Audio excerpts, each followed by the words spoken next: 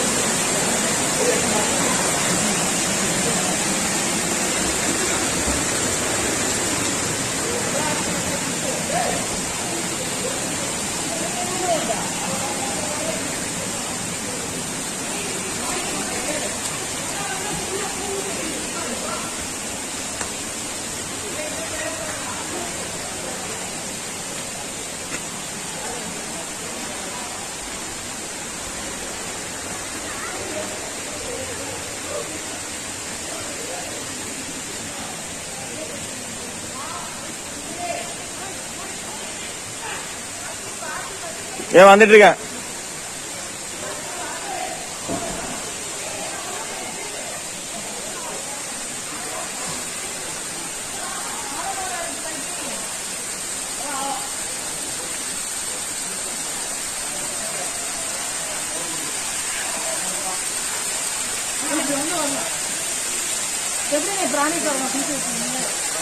விட்டுலாம்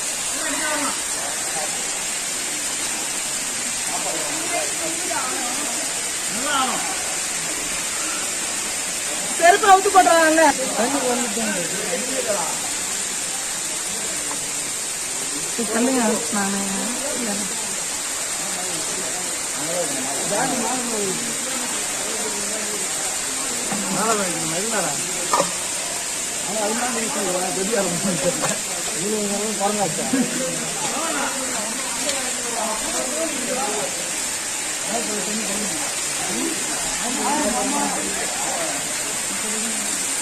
அதனால நாங்கள் உள்ள போகணும்.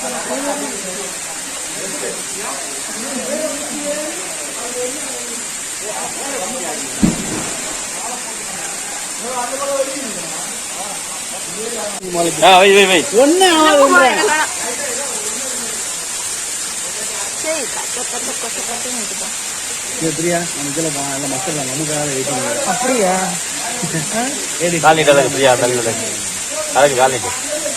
காலை நீட்ட மாட்டேங்குது. பொறுமையா நீட்டணும். அது மீன் கடிச்சா காலை தூக்கிடுது. காலை தூக்காதேன்றேன். நீ எல்லாம் என்கிட்ட இருக்கு போயிடலாமா? அந்த பசங்க நமக்கு என்கிட்ட நிற்கிறீங்க. போதும் இல்லை, எந்திரிங்க.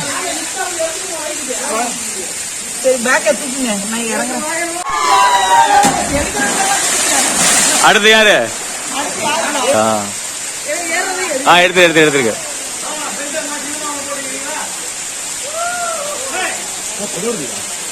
அம்பியோட வீரத்தையும் பிரதாப செயல் மீது எப்படி ஏறி குதிக்க தெரியும்.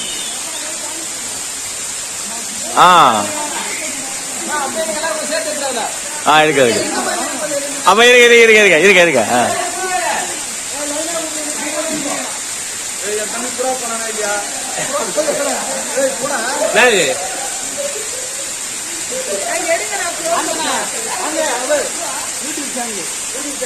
ஓகே குதிக்கலாம் எப்படியே போலாம். நீ ஏன் கஷ்டப்படுற? கஷ்டப்படாம கூட்டு போலாம் ஒண்ணு. குதிக்கலாம்.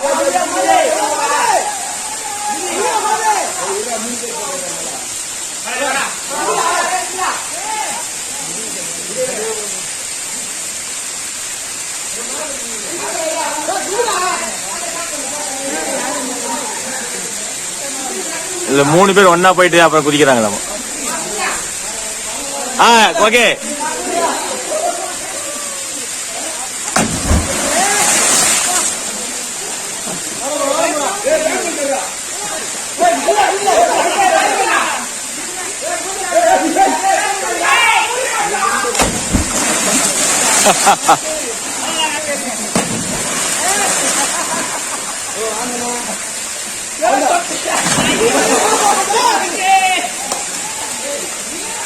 இருக்கா குதிக்கலாம்.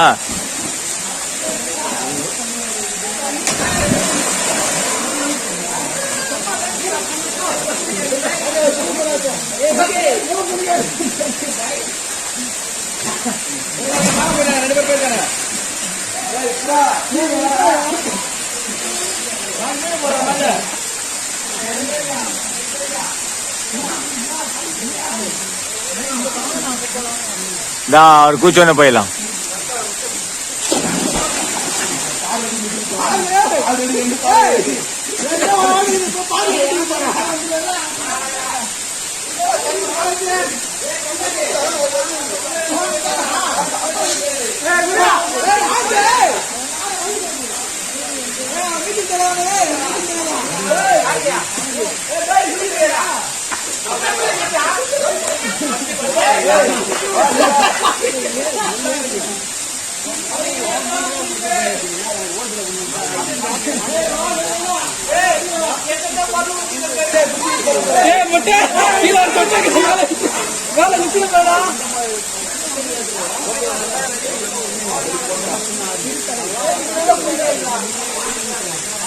ராஜா ஓடியா குதிக்காதா, நின்று குதிக்காதா. ரெடி.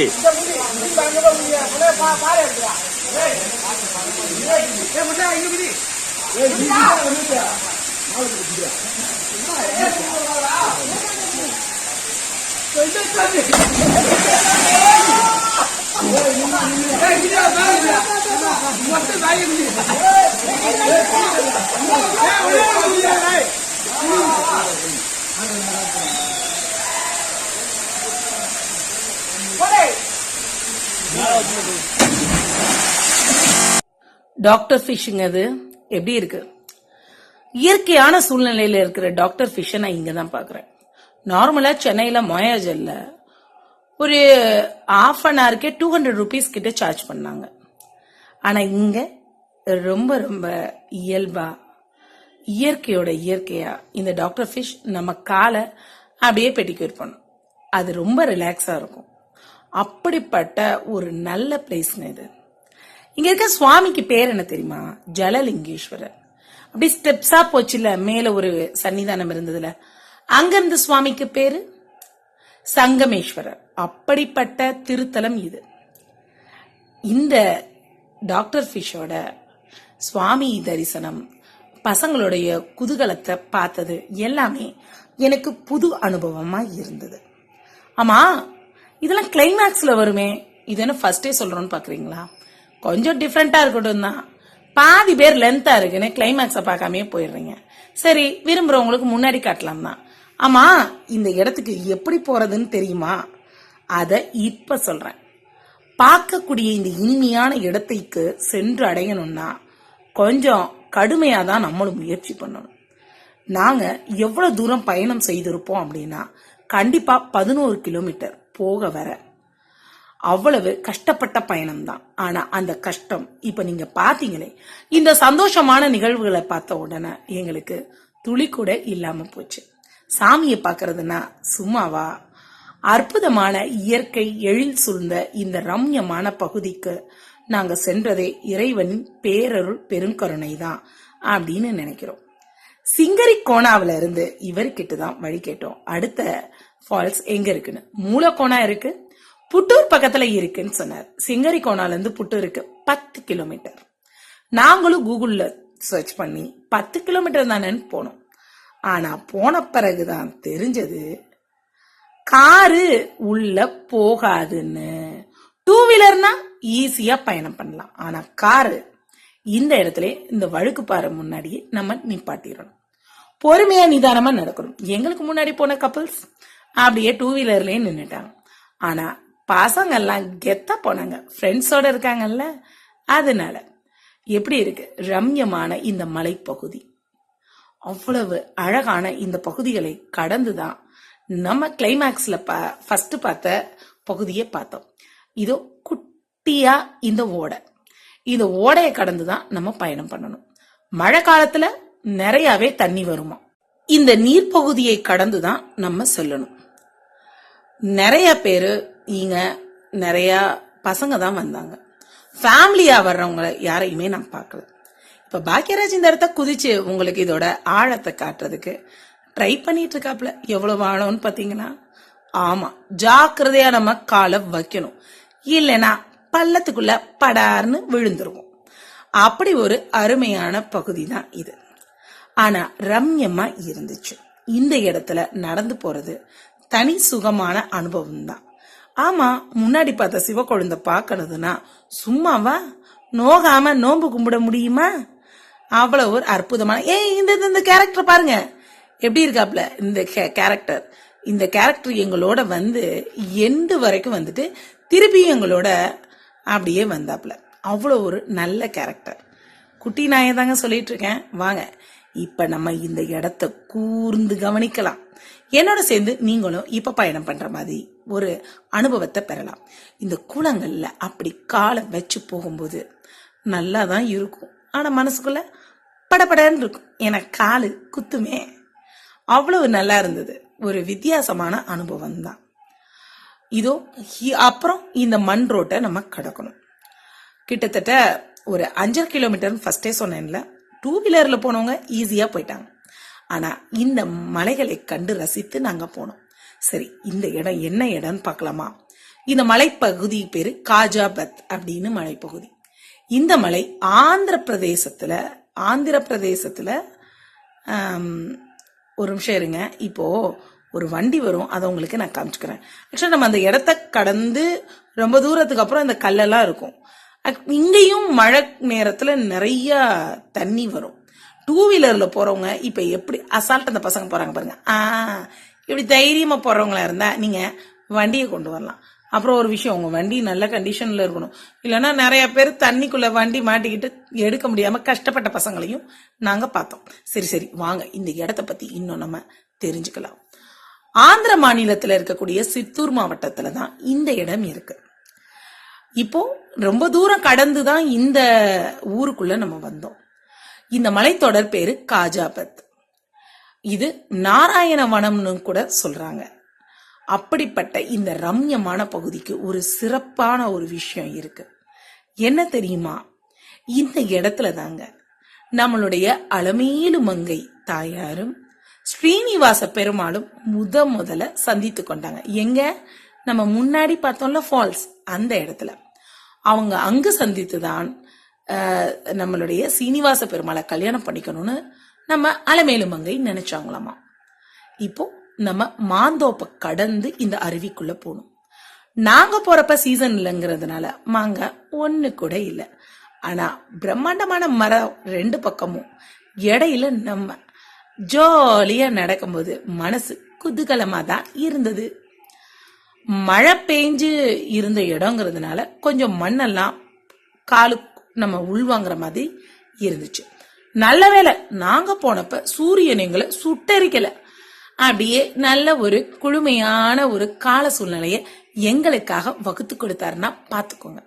சரி வாங்க நம்ம அலமேலு மங்கை வரலாறுக்கு போலாம். அவங்க தந்தை இந்த ஏரியால தான் மன்னரா இருந்தார். ஆஹா, இந்த 2 பசங்களை சொல்ல மறந்துட்டேனே. இவங்க எங்களை போலதான் கார்ல வந்துட்டு காரை அங்க பார்க் பண்ணிட்டு வந்தாங்க. எங்களுக்கு முன்னாடியே இப்ப நம்ம பார்த்தோம்ல அந்த ஜலலிங்கேஸ்வரரை பார்த்துட்டு அப்படியே திரும்பி வந்தாங்க. இவங்ககிட்ட என்னப்பா தம்பிங்களா போன உடனே திரும்பி வரீங்களே என்னன்னு கேட்டோம். எங்களுக்கு அந்த பிளேஸ் பிடிக்கலன்ட்டாங்க. நான் சொன்னேனே முன்னாடி ஜீவன்கள் அவங்க தான் இவங்க. பாருங்க அங்க இருந்து விடாம எங்களை கூட்டிட்டே போனாங்க. எவ்வளவு அன்புள்ள இந்த ஜீவனுக்கு நம்ம மேல அப்படின்னு நினைச்சிட்டு தான் வந்தோம். அப்படி வழிகாட்டுறாங்களாமா எங்களுக்கு. கூட அவரோட ஃப்ரெண்டு வேற, சும்மாவா சொல்லணும், நின்னு கூட்டிட்டு போச்சுங்க, வழிகாட்டுதுங்க. சரி வாங்க இன்னும் அந்த வரலாறுக்கு போலாம். இந்த பகுதியை தான் அவர் அரசாண்டார். அப்பதான் இவங்க 2 பேரும் மீட் பண்ணிக்கிட்டாங்க அப்படின்னு ஒரு வரலாறே சொல்லுது. ஒரு விஷயம் தெரியுமா, இந்த இடத்த எல்லாம் நாராயணவனம் சொல்லுவாங்க சொன்னேன்ல, இங்க நிறைய ஃபால்ஸ் இருக்குங்க, நிறைய தீர்த்தம்னு சொல்லணும். நம்ம கொஞ்சம் தீர்த்தத்தை நம்ம பார்த்துருக்கிறோம், வருங்காலத்துல நிறைய தீர்த்தத்தை பார்க்க முயற்சி செய்யலாம். இப்போ அடர்ந்த காட்டுப்பகுதி எப்படி இருக்கு, ஆனா பயமே இல்லைங்க, தைரியமா நம்ம போலாம். ஃபேமிலியா நீங்க போகணும்னா நிறைய தூரம் நடக்கிற மாதிரி போங்க.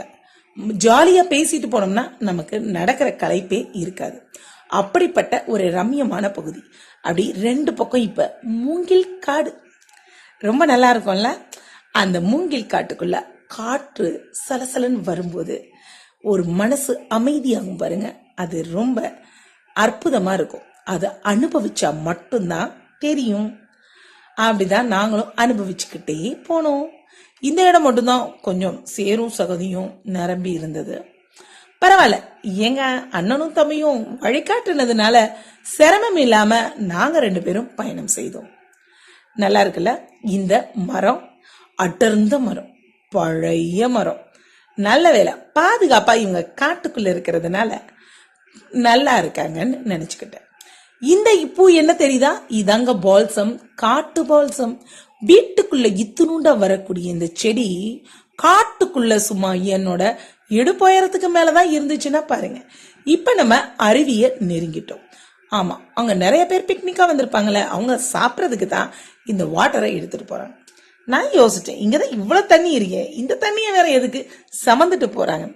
சரி, ஒவ்வொருத்தரும் ஒவ்வொரு ரகம். எவ்வளவு 2 வீலர்ல, ஆமா வந்திருக்கதெல்லாம் பசங்க தான்.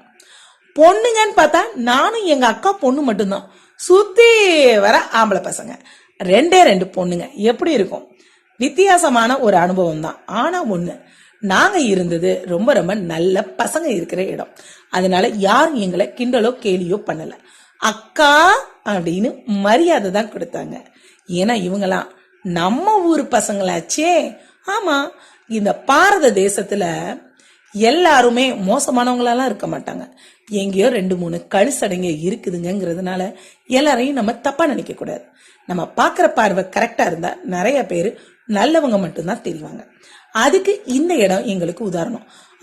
கீழே அப்படியே உடஞ்சு கிடைக்கிற பாட்டில வச்சு கணக்கு போடாதீங்க. என்ஜாய் பண்றதுக்காக பசங்க வந்திருப்பாங்க. அதுல ஏதோ 1-2 பக்கிங்க இந்த மாதிரி உடைச்சு விட்டுட்டு போயிருக்குங்க. இதெல்லாம் நம்ம பார்த்து நம்ம ட்ரிப்பை சொதப்பிடக்கூடாது. புன்னகைத்துட்டே கடந்து போகணும். அப்பதான் சுவாரஸ்யமா இருக்கும் நம்மளோட ட்ரிப். எப்படி இருக்கு இந்த ட்ரிப் பாத்தீங்களா? நீங்க முன்னாடி பாத்தீங்களா நிறைய பசங்க, அவங்க நாங்க அந்த இடத்துல இருக்கிற வரைக்கும் குளிக்கவே ஆரம்பிக்கல. அவ்வளவு நல்ல பசங்க.